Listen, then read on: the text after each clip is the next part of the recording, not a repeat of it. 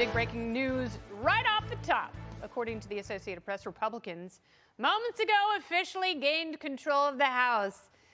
Yay, look at that red wave. 218 seats. Only took a little more than a week. But come January, the GOP back in charge of the House of Representatives. You hear that, Hunter? All right, let's get right into it with this newly reelected Kentucky Republican congressman, the greenest man in all of D.C., but not green with envy in terms of the House because Republicans have it back. Welcome back, Thomas Massie. Hey, thanks for having me on, Kennedy, especially with this breaking news. I am so excited. And I'm not disappointed about a slim majority. Some people say it's hard to govern with a slim majority, but I think Joe Manchin and Kyrsten Sinema have done a pretty good job in the Senate with that slim majority. They have absolutely run the place. Joe Manchin isn't quite as popular as he used to be. It's certainly with Republicans after helping that Inflation Reduction Act get signed into law. What a boondoggle that is. But, you know, it's like they say in prison, a hug is a hug. They don't say that, they say something else, but I have to keep it clean because it's a family show. A majority is a majority. That's right. They don't give out different size gavels, and Nancy Pelosi loses her job whether she loses the vote by 1 vote or 20 votes. So, and I think her whole conference is going to regret the way they've treated Republicans for the last 4 years. I mean, they've literally patted us down just to go vote, treating us like terrorists. Turnabout's going to be fun. Yeah, and you know, I remember talking to you about all the masking hypocrisy, not to mention, you know, the ethics bullying that Democrats engaged in. Now, I don't want to see the pendulum swing the other direction. Right. I actually would like for your caucus to govern so you give Americans more freedom. What is the possibility of that happening?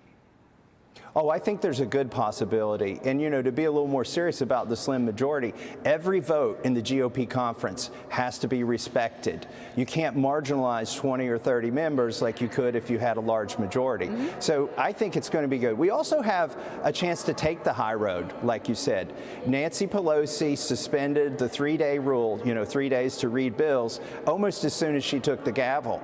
We could take the high road and give everybody 3 days to read bills instead of suspending that rule.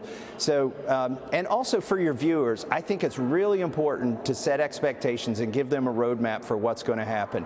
2 types of bills are going to pass the House of Representatives. And every time I come on your show, I'm going to tell you which kind of bill it is. There are going to be the messaging bills that are full of great policy, the things we would do if we had the White House and the Senate, but we don't. So they're going to be dead on arrival. But it's still worth passing those.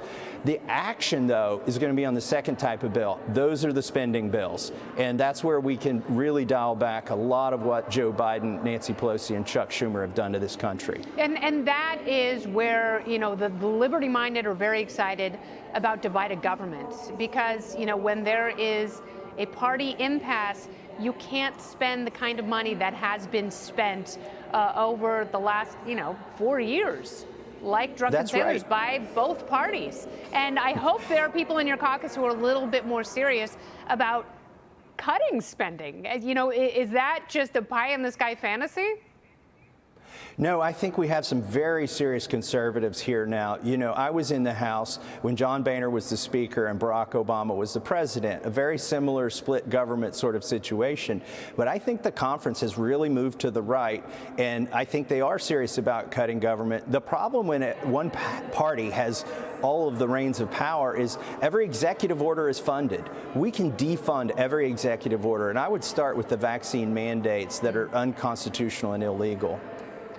Yeah, I don't have a problem with a lot of accountability in terms of the pandemic, really figuring out, getting to the bottom of how the virus got out of China in the first place, if it was bats and pangolins or the lab leak theory. I think there should be certainly much more congressional oversight there.